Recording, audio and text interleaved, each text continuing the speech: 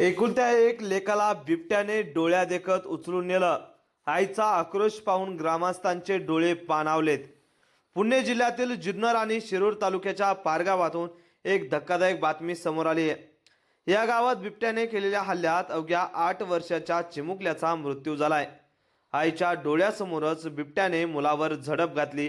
रोहित कापरे असं मृत्युमुखी पडलेल्या मुलाचं नाव आहे.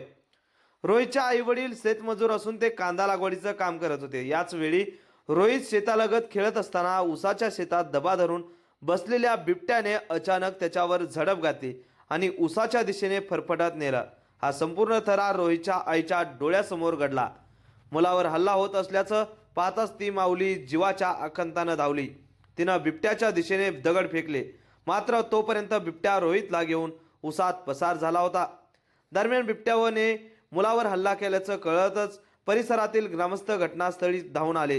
ज्या दिशेने बिबट्याला मुलाला घेऊन गेला त्या दिशेने शोधाशोध सुरू केली आणि काही वेळानंतर उसाच्या शेतात जखमी अवस्थेत रोहित आढळून आला. त्याला तातडीनं नजीकच्या रुग्णालयात नेण्यात आलं, मात्र तोपर्यंत खूप उशीर झाला होता. या घटनेनंतर पुन्हा एकदा ग्रामस्थ संतप्त झालेत. या परिसरातील बिबट्याचा सरकारने लवकरात लवकर बंदोबस्त करावा अशी मागणी केली.